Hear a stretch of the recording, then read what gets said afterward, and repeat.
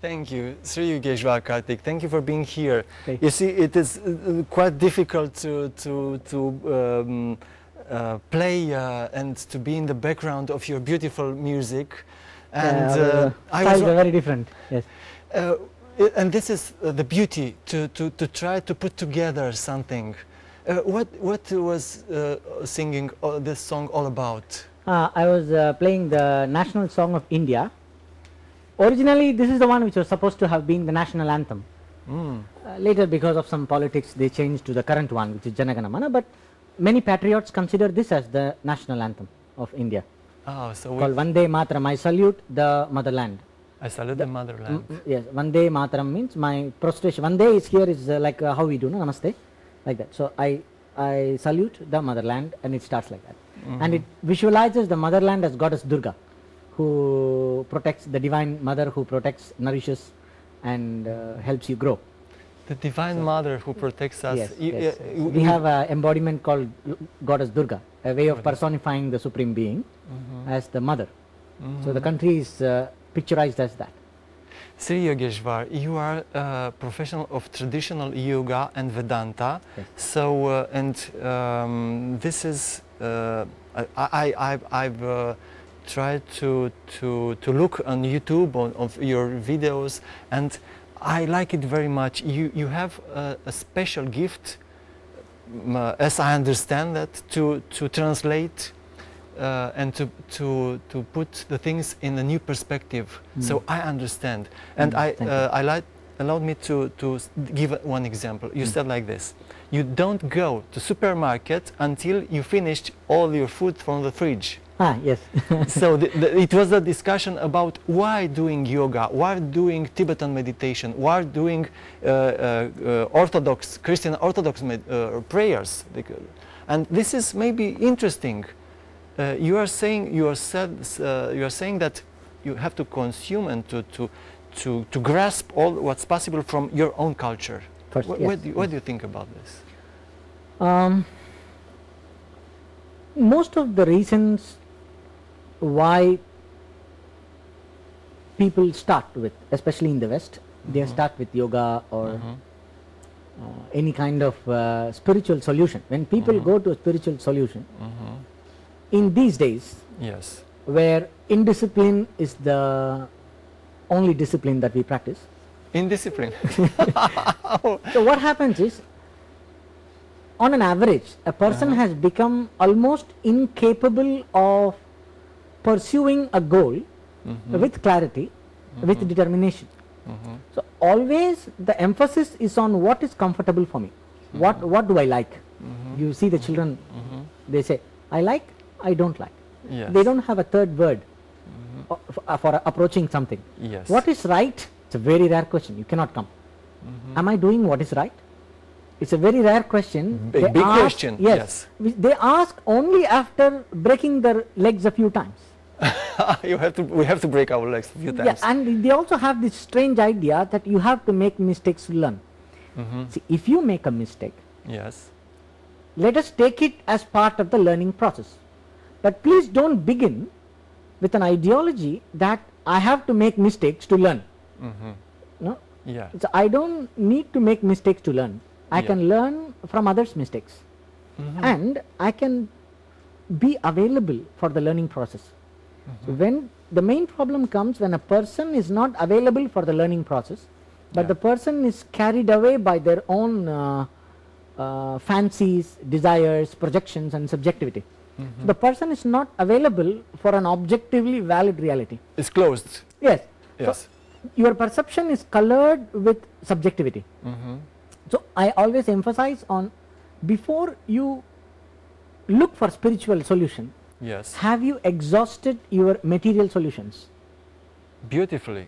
This is based on our traditional concept of knowledge. We have what is called as pramana. The whole culture, the whole Hindu religion is spirituality is based on the fundamental tenet that holds it all together. Veda is pramana. Veda is a valid means of knowledge. So whoever looks up to Veda as the valid means of knowledge, that person is considered as belonging to the Vedic culture. So here we say, for example, believer and a non-believer, no? A theist and an atheist. There we don't have such concept. Yes. We have a concept called astika, nastika. It's very different. You may not believe in God. Yes. You may say there is no God, Yeah. but still you are considered as a believer. Yes. If you say Veda is valid knowledge. So you are living, in fact, the Vedas. So it's not Yes, a we look up to the Veda as the benchmark authority regarding spiritual matters. So, and what they say is, when should I look for Veda? For a spiritual solution is, the spiritual solution or the knowledge given by Veda must not contradict what I know from my perception. It's called abhadigatatvam. It should not contradict what I know by my perception. It should not contradict what I clearly know by reason. It may add a dimension to it. Add a dimension. So it's an empirical research exploration. You have to put all this. It does not challenge empirical, but what Veda says is not available for my empirical knowledge. Oh. I have exhausted my common sense options, scientific options. Still I am not able to arrive at an answer. Yes. I can look for Veda to see if it says something about it. And what Veda says is not available for my perception and for my scientific investigation. That does not mean it can contradict my science. For example, the Veda cannot say the earth is flat because earth is not flat. Yes. Veda can say the earth and you are one. So it's another kind of knowledge. Yes. It is not scientific, not empirical. It's another. It is difficult to describe what you can say a kind of revelation. Revelation. Yes. But what goes by revelation need not be of the quality of revelation. That is why what I said now, the three conditions. It's not available for what I can know by perception and knowledge. It does not contradict what I know by perception and knowledge. And third condition, very important, it should be an useful information. Useful. Phalatvam. It must have a use. Suppose an information is there in the Veda about heaven. In the heaven, Lord Indra is there, Lord Vishnu is there, all kinds of things. If you do this prayer, this ritual, you will reach heaven. Suppose I am not interested in heaven, I don't need to do that. So I may look up to Veda as a valid means of knowledge. Yes. But when do I take in what the Veda says for a practical application is only when I have what I want, my use, matches what is being promised. And what I want, let us say I want to relieve myself from stress. My job is very stressful. I don't need to go to the Veda, I don't need to go to spiritual knowledge to relax my stress. I need to take a deep breath. Probably I do some stretching, I do some sports, I go for fishing. So simple, so simple. Very simple. This is the approach. This is what I say. So the whole approach is based on, have you exhausted your empirical options to solve your problem? Then you are available for a spiritual option. Because I am incapable of employing my empirical options, I look for a magic in spirituality. Yes. This is the problem. This is the problem. This is the problem. This is, you reverse the order, the natural order of growing. Yes. I remember listening to a master. He once said, for becoming successful in life, you have to work hard, work smart. To be happy, you don't need to do anything.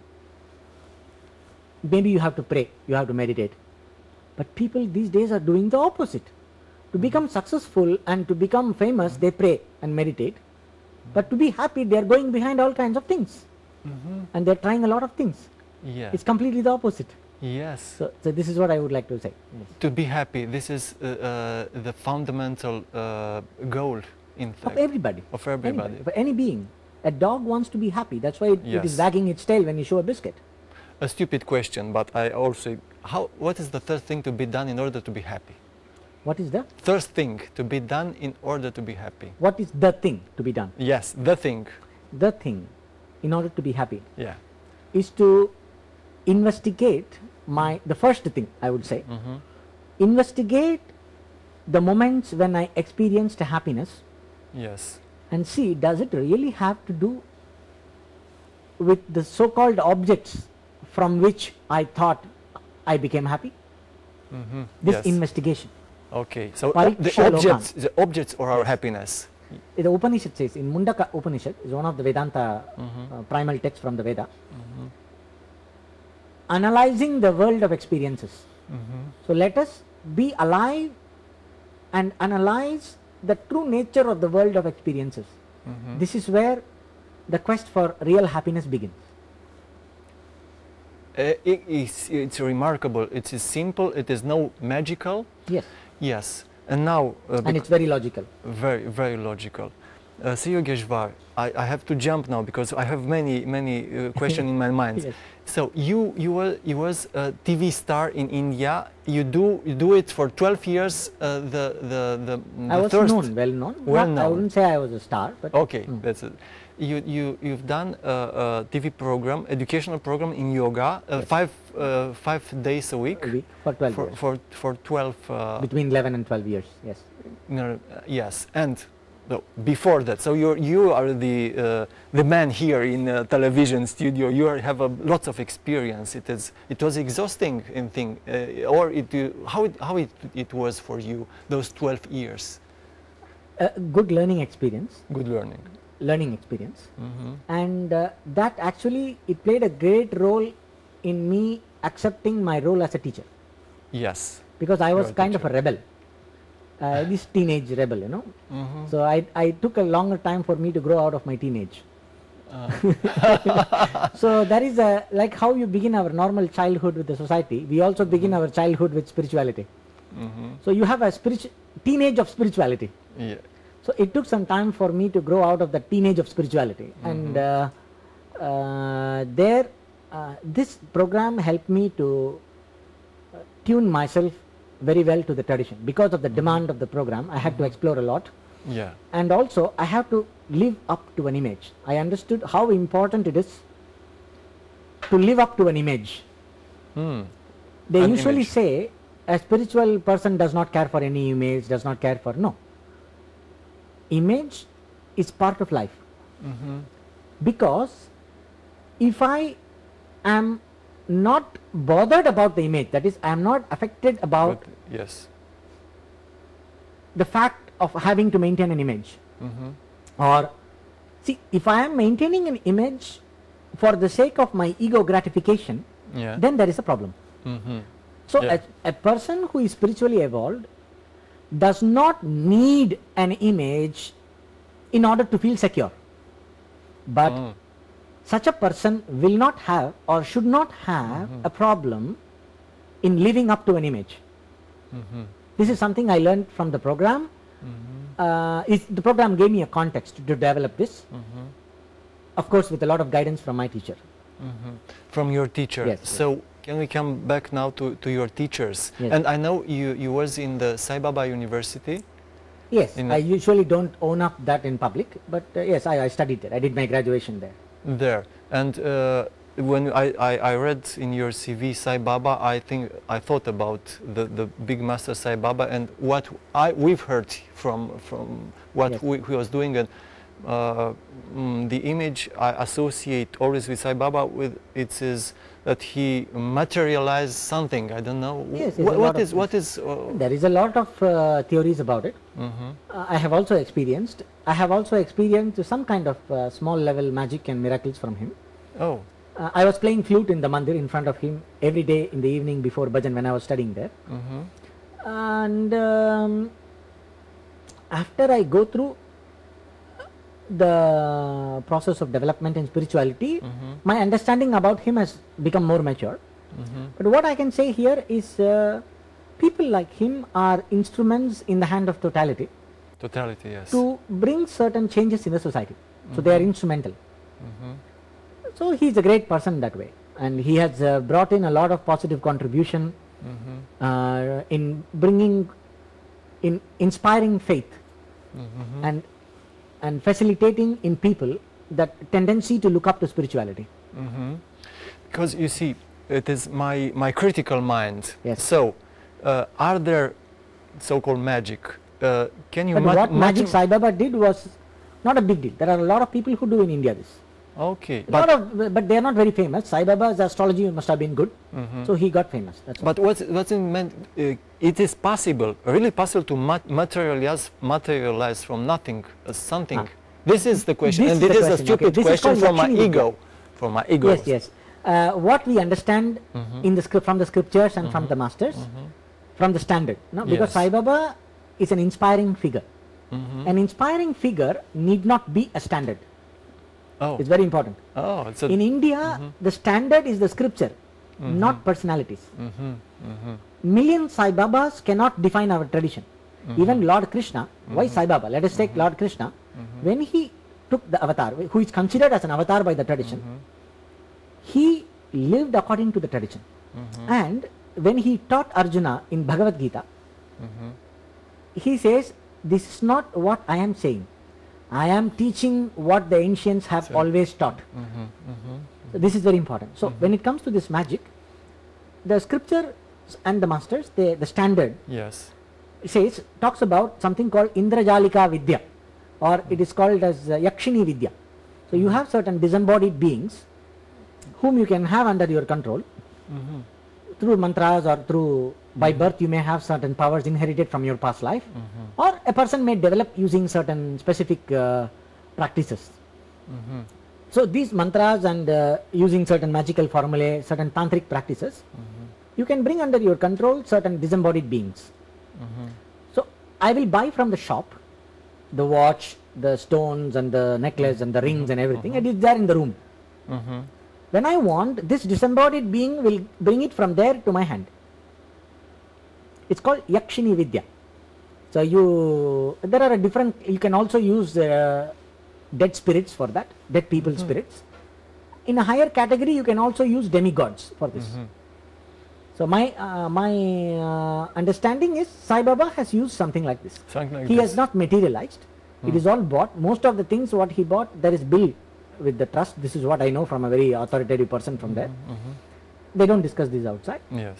From the room, it comes to his hand when he wants. Like directly. This. Yes. Like in Star Trek. Yes. To beam up. Like yes, yes. So when the astral being holds it, that astral being has the power, has been imparted with the power to change the vibrational state of the object. Yes. So how do I see this? I see this flute because of its vibrational level.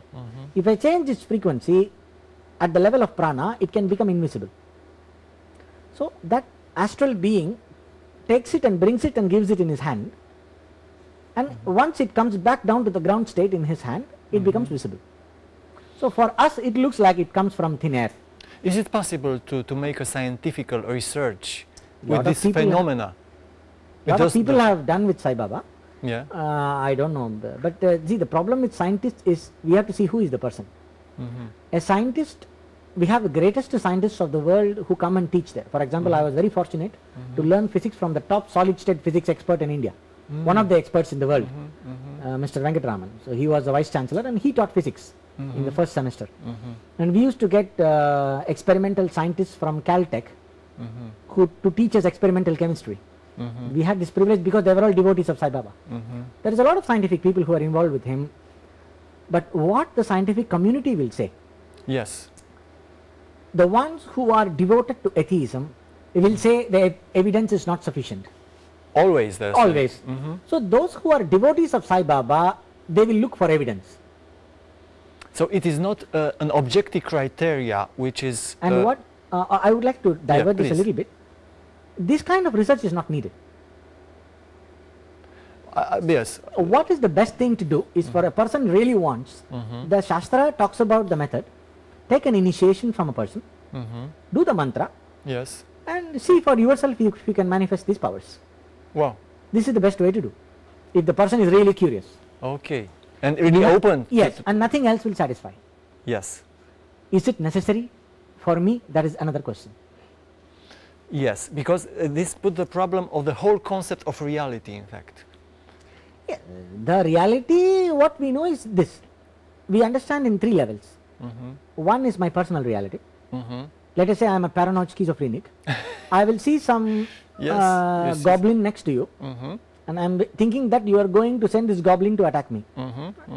Yeah. Typical paranoia delusion. Yeah. but it is really real for me.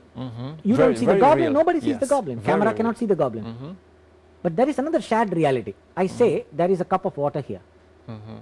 Yes. You can see it, everybody can see it. This is a cup of water. This is called Vyavaharika. That is the empirical reality. There is another reality which is never changing. It is always the same.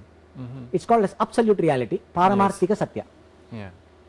With regarding to our everyday transaction, the empirical reality is enough. Suppose there are certain dimensions in empirical reality which science cannot talk about, like is there a heaven? Are there celestial beings who influence human lives? Not aliens. Celestial beings, disembodied beings. After death, do you exist as a spirit and can you reincarnate? These questions science cannot answer, will never be able to answer. It can only show statistical evidence. Still it is not conclusive. No, it indicates a probability. This is all they can say. That is exactly why that is the topic of the Veda. Because it is not available for empirical instruments of perception. And it always be unavailable, always. In the future also. Nature of it.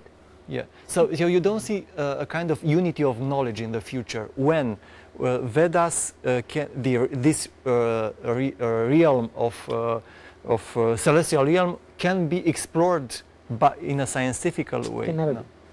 They can only explore the results. Veda promises certain results. It says you do this ritual, you will get that.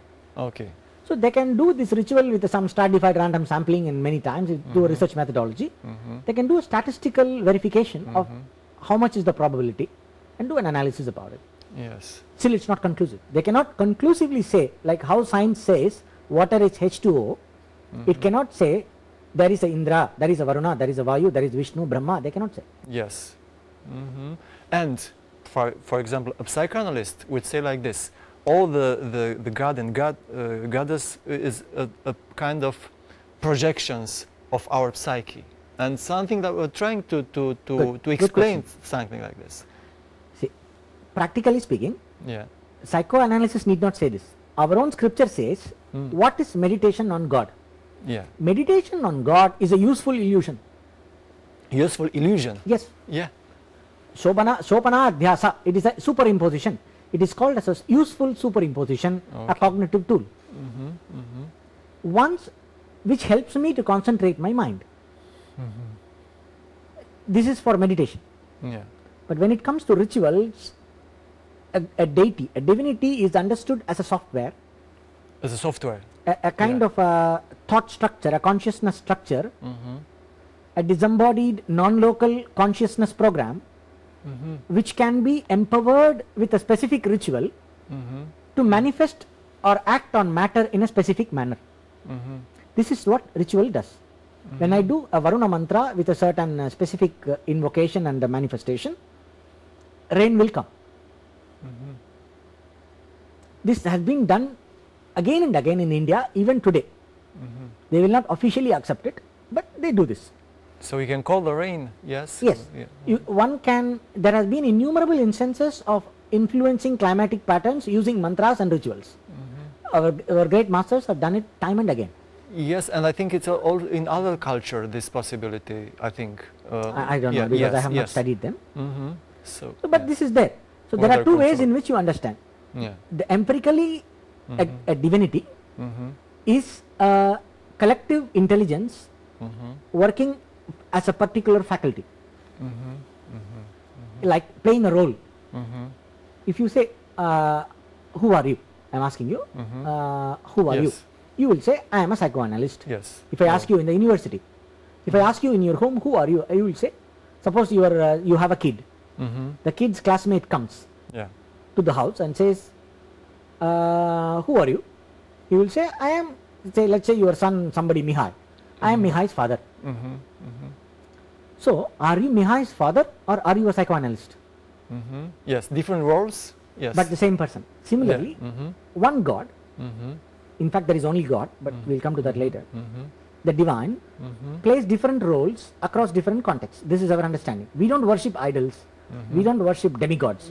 We worship that only God in so many contexts. According to the context, the Lord is invoked differently.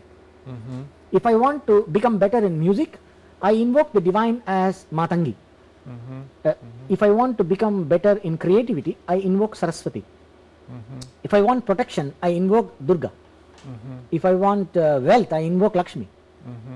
So depending on the context. But all is the same divinity, the same non-local consciousness that collapsed energy into matter, which is recognized by the quantum physics. Beautiful, quantum physics and Vedanta. It's a beautiful thing. Allow me Quantum now. Physics cannot prove Vedanta. No. It can probably indicate, give a pointer. Yeah. We don't have the answer. It points to this direction. That's all they can say. I love. So you are a non-local thinker in translating the ancient wisdom, the eternal wisdom. And allow me to offer you from Herald Publishing House a nice book. It's René Guénon, General Introduction in the Study of Hindus Doctrina. It is, Sure. Thank you. Thank you very much. I'll go through this and get back to you. Thank you. Okay. You agreed to do a little, I don't know, practical exercise or something Yes, to our definitely, viewers. Definitely. Yes, please. What you Okay. We will do a simple sitting technique, which is very useful for everybody in stress management and all that. Now, we have certain psychosomatic gateways in the body, where the subconscious mind asserts itself on the body. And usually we are helpless about it and we start reacting to it. So this reaction to a natural impulse that comes from the system, there is a conflict. The natural impulse pushes the system to act in a certain way, and my conscious decision making from the prefrontal cortex, it imposes the will, and there is a conflict. Yeah. Now we are going to create a context where I have an opportunity to suspend my reactive mind and observe the natural mind, where I can sit straight. It's important not to have back support, but you can sit in a chair, it's okay.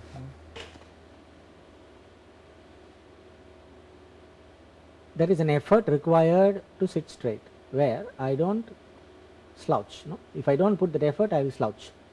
So I maintain the hip upwards, relax the shoulder. The four important points: eyes, the muscles behind the eyes. I let go of my efforts in the muscles behind the eyes. I let go of my effort in the muscles of my jaw, tongue. I let go of my effort in the abdominal muscles.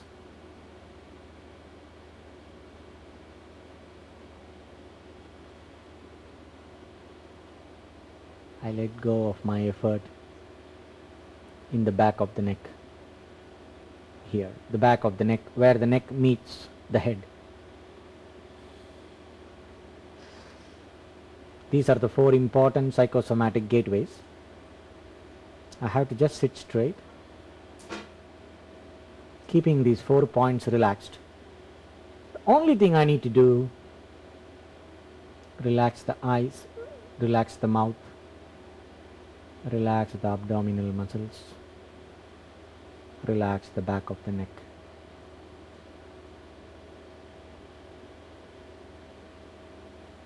Just keep relaxing in the same cycle.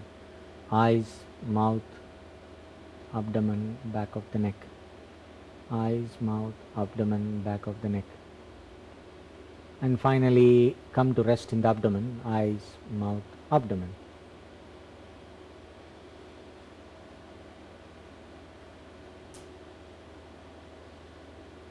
If you ensure the state of being effortless in these 4 points,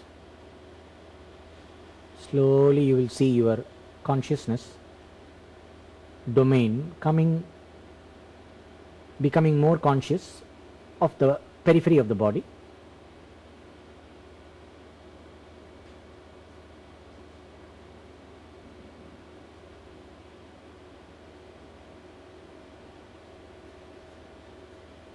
as you become conscious of the periphery of the body, without your effort, while you are only making sure the 4 points are relaxed, effortlessly the mind will become aware of the rhythm of the breathing. As the mind effortlessly, naturally becomes aware of the rhythm of the breathing, your 4 points are still relaxed: eyes, mouth, abdomen, back of the neck. The mind is effortlessly aware of the rhythm of the breathing. I understand I don't have to do anything to breathe, and I let go of my effort to make the breathing deep or slow or whatever.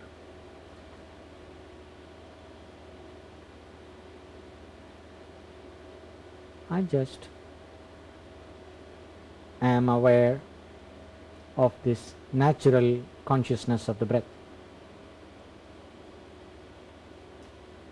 I stay like this for some time, and when this awareness stabilizes, all this time I keep the 4 points relaxed. When the awareness stabilizes,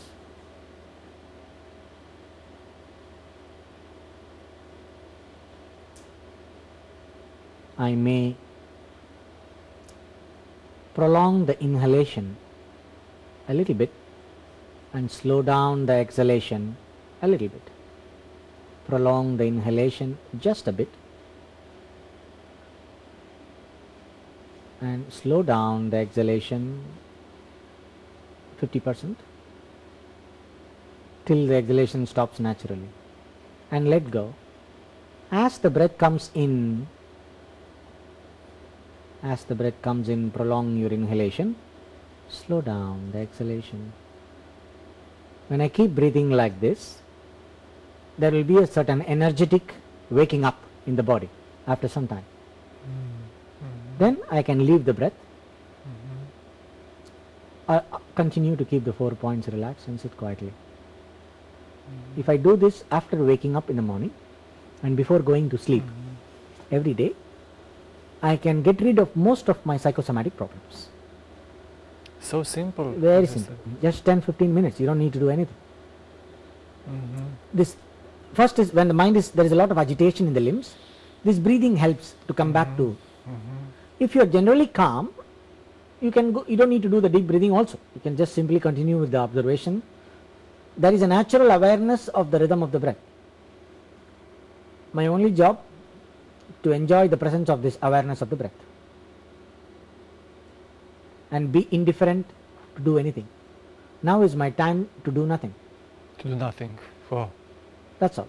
And there will be an awareness of the breath, the natural awareness which is already. If I can remain in that effortlessness for a few minutes every day, that will take care of most of the problems. To do nothing, it is very hard for a doer, a European doer. And then I remember that you said that in each posture you get, you think that this is an eternal posture for you, that you are stuck there. It's like your grave, like you're done. Yes, you're dying. That's the end of your life. You are going to be it is a remarkable metaphor. Yet we are very, very scared about dying. So. No, I need not have used the word grave. It's basically, yes. I said like this is the end of time. Yes, the end of time. Very powerful. In Zen, in Zazen, I've heard you have to get in your grave, in the graveyard when you are staying. This is forever. Beautiful. Really? Okay. Beautiful. So it is. And another question: why those 4 gates? Why those 4 gates? I just observed it from my thing because it is the eyes are connected with my egoistic thinking. Oh, yeah. This is connected with my limbic system and my reaction patterns. This is connected with my fear patterns. The fear patterns. Mouth is connected with my self-assertion and wanting to keep things under control. So this is all connected. So if I relax all this, the major ego patterns and the struggle patterns are taken care. And I allow the natural mind to exist. And when I allow the natural mind to exist, it's a kind of a being asleep while you are awake. And the mind knows how to reorganize itself. But this requires to be free from any kind of preoccupation in the mind, intellectual preoccupation. Egoistically, intellectually, if I am preoccupied with some result and I am not okay, it will be difficult. So in that case, we give some mantra and ask the person to chant some mantras and things like this. So once my ego is exhausted its force in doing something, it will be easy to sit quietly. Always when I want to get a result, this is the ego that causes this thought. This is connection, always connection. So when I think I have to get this, this is my ego, always. Nothing wrong in wanting to get a result, but it is useless to keep thinking about the result, because you can only think about what you need to do. If I am focused on what I need to do, with God's grace, probably the result is taken care. The result is never in your control. No matter you do all that is necessary to do, to be done, it doesn't mean the result will come. How many people invested wisely and lost the money? How many people did not invest anything and they got some money? So this is all based on one's past karma. The result comes according to your past karma. But what you need to do is based on your sense of righteousness. I understand what is appropriate, I act according to that. Of course I want some results, I do my best, and for the rest I pray. Result comes, good. Result doesn't come, better. So this is the... Talking about karma, allowed me to say a big thanks to Victoria Gal, who is here, and to Vedic Dharma Association, and for the fact that you have a place of practice, an ashram here. Can you take an urban ashram? Yes. Can you tell us a few words? Maybe somebody wants to join. Yes, we have been lucky enough and God's grace that we have an apartment where a few people can sit and meditate and practice some asanas and pray and all that. It's called urban ashram. So because the concept is ashram is a place where the place of meaningful effort. Shrama. You say no shaman, you say no shaman. The word shaman comes from shramana, the one who is devoted to effort. So ashrama is a place where it provides you with a context to make a spiritual effort. So in ashram, people can come, it's a common place, people can come and just use the place to sit, meditate, sit quietly and go. Or if they want to come and do some prayer or something, they can do and go. We have a community that supports the ashram, the members who are committed themselves to the life according to the Vedic Dharma. And so we have some classes on Vedanta, we have a Hatha Yoga class, we have a meditation class. On every Friday we practice how to ritualistically worship God according to proper way of puja. It's called puja. How to ritualistically invoke and worship a divinity. We do it for the goddess. On every Friday evening we do it, invoking a goddess, Lalita Parameshwari, and according to the Sri Vidya tradition. So that is an opportunity, they can come, and some time to time we are planning to conduct some discussions, debates, and yes, and we have a conference in Spirit University. Okay, also, sure. Yes, with a beautiful title about Hinduism has not been understood properly because it has been mostly studied by the Westerners according to the Western framework. So when people do this free reading, they end up with a lot of fundamental errors which keeps continuing till the end points of scholarship. They may become very great famous scholars, but actually they have lost the fundamentals because this is a very big problem. This problem is not there much with Buddhism because the Buddhists, the practicing Buddhists themselves, they have taken initiative to do that. Chinese government has taken initiative to spread Confucianism, but when it comes to Taoism there is a problem because the Chinese don't officially promote Taoism. Not much has been studied, but the Chinese come out and talk, but here Hinduism from the beginning for the West always have been interpreted in the Western eyes. So it's very important to learn from a traditional teacher. And when it comes to these conferences and discussions, I can try my best to make people relate to the original framework of thinking. We'll see how I can... To go to the origin, and it's very important to have a translation, and you are as a non-linear thinker, it is beautiful. So, if you agree, can we come back on the basis, on the roots of your actual life? So you was born in the South India. Can you give us a little taste about your growing there, your childhood, or a little bit? Since I was born, the growing up is based on your varna, in what community you are born. I wouldn't want to call it caste, because caste is again a Western framework word that has led to all kinds of misinterpretation. Yes. I am born as a Brahmin, in a Brahmin family, who is supposed to be priest. But because of thanks to the Britishers, they have spoiled enough of our culture. I was put in a Christian school, but thankfully in our family I was lucky enough to have the spiritual atmosphere, because my father does puja every day, and he is a well-known spiritual discourse giver. No, he's a speaker, public speaker, spiritual speaker. He talks in the Indian radio and TV, and you follow somehow it, yes. Karma. So because of that, we always had a scholarly atmosphere. Both of them were teachers, school teachers, and postgraduates, and well educated in the Western education, at the same time very well grounded in our tradition. I wouldn't say perfectly, but good enough to teach me, to groom me. So I was lucky enough to go through that, and of course based on our culture, when the parents are busy, the grandparents have a lot of role to play.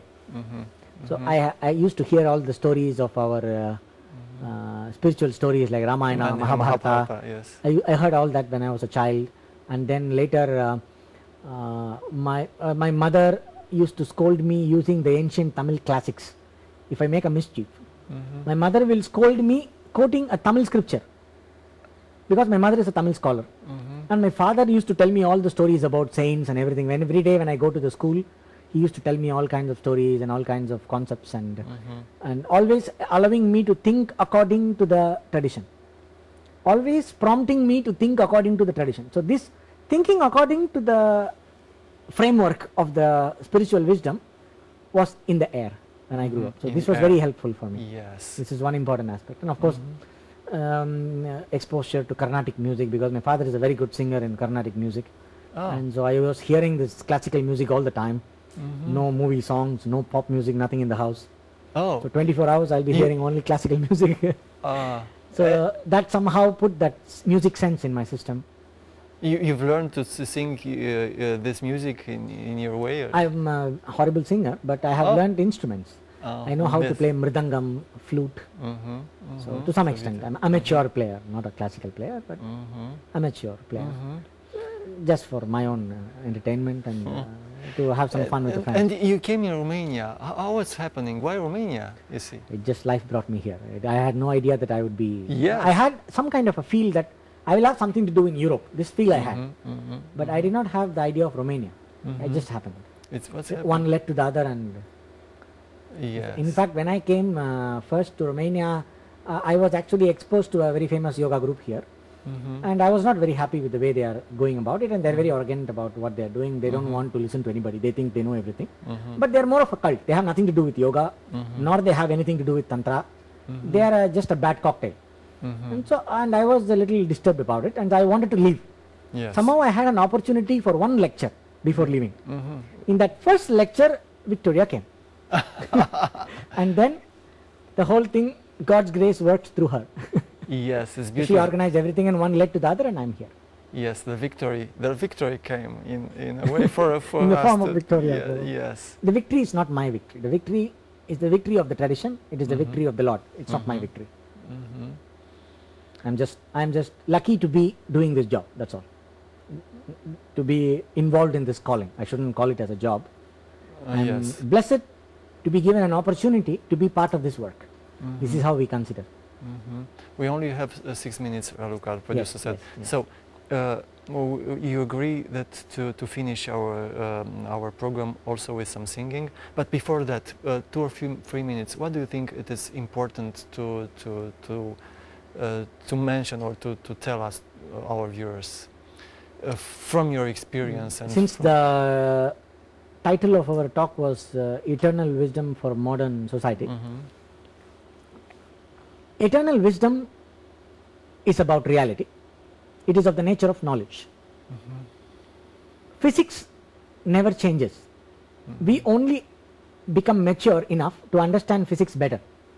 In the same way, spiritual knowledge is also an eternally valid truth, which we have to discover by becoming more and more mature within.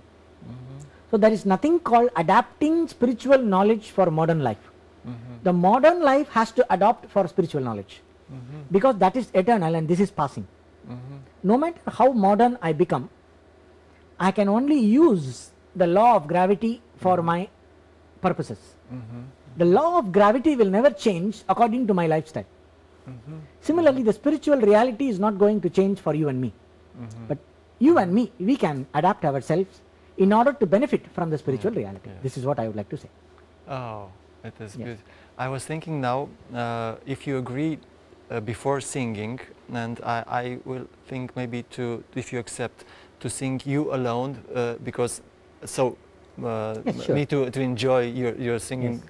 And if you agree to finish our program in the way that you was doing those 12 years in it was in Tamil language, it was not in in English, it was in Tamil regional language, but I can try to imitate the same thing in English. Okay, it was a program of from an hour or what, 10 minutes? 10 minutes. 10 minutes. 10 minutes. 10 minutes. Yes. 5 minutes of some practices.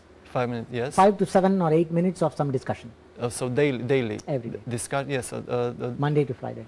Dharma teaching in 5 minutes, and and some exercise. Yes. Yeah, and always to do something else. Yes, every day something has to be new. It's the same knowledge. The same knowledge. Same knowledge. What can I do new? It's all there, and you have to package it to make it more and more interesting and more contextual relevance. So that's how it goes. Some talk show hosts from Europe have a kind of, I don't know, a special phrase that they begin and end the show, the same one, as a kind of advertising. Do you have? Okay, no, we have the cultural phrase like Vanakkam. Vanakkam means Namaste, salutations like this. So we saw about this technique and we talked about this. So this is how you should adopt this in your life. Like this, a conclusion to the topic, and then say like Namaste. Namaste. What was Namaste? Namaste means I salute you. That's all. Namaste. Salute pentru tine. Salute pentru tine. That's all. And this gesture, it is to bringing myself together. Bring myself together. Yes, bringing myself together as a person. Being integrated within, not losing my center. The center. Yeah, I am centered in my reality, and I respect you in your center, in your reality. Okay. Mutual respect, no matter who you are, because all embodiments are embodiments of the same divine. The Star of David, you said about those kinds of the upward realm and the downward realm and the equilibrium between them. Is something we do with the center? And no, center. Namaste means center. I am talking about the fundamental you as a person. So fundamentally, you as a person. Let us say you are a Christian. Yes. And I am a Hindu. So when I come in front of a Christian, I respect the Christian as much as I respect a Hindu. This is a unique feature of Hinduism, because I understand all prayers go to the same Lord. All prayers go to the same Lord. Like how all the rivers reach the same ocean, all the prayers reach the same Lord. This does not mean the theology and Vedanta agree. Vedanta and theology don't agree. According to me, the Christian theology is wrong. According to the Christian theologian, my Vedanta is wrong. But we don't discuss about this. But when it comes to the person, the vision of Vedanta allows me to respect every person as valid as myself. I may be knowledgeable, another person may be ignorant, but the ignorant person is to be respected as much as the knowledgeable person, because it is the same Lord who is in the body of the ignorant person. Yes. It is the same Lord who is in the body of a knowledgeable person, even though ignorance and knowledge are not the same. So this is what Namaste means. Thank you, Sri Yogeshvar Karthik, for being here. It was a pleasure and an honor. Thank you very much. And if you agree to finish, that, yes. Actually, the song I am playing, it means say Govinda, say Gopala, different names of the Lord. You may say Jesus, or you may say Allah. You may say Zarathustra. No matter, you may say Mahavira, you may say Buddha. No matter what name of the divine you take, all these names are the raft that helps you to cross the ocean of samsara. But tell it with love, tell it with fervor. This is the bhajan. Govinda bolo, Gopala bolo, Ram Ram bolo, Harinam bolo. Allah, Sai, Isha, Nanak, Zarathustra, Mahavira, Buddha, Naam bolo. Jo naam chaho, O naam bolo. Whatever name you want, please sing that name. Prem se bolo, bhav se bolo. Say with love, say with fervor. These are the raft. Jo naam sare, Jivan sahare. They are the support in our life. Paramanand se hai, kolte hai dware. From chanting these divine names, the bliss of the absolute will awaken in you, and it will open the door of the divine. This is what means. I will chant this.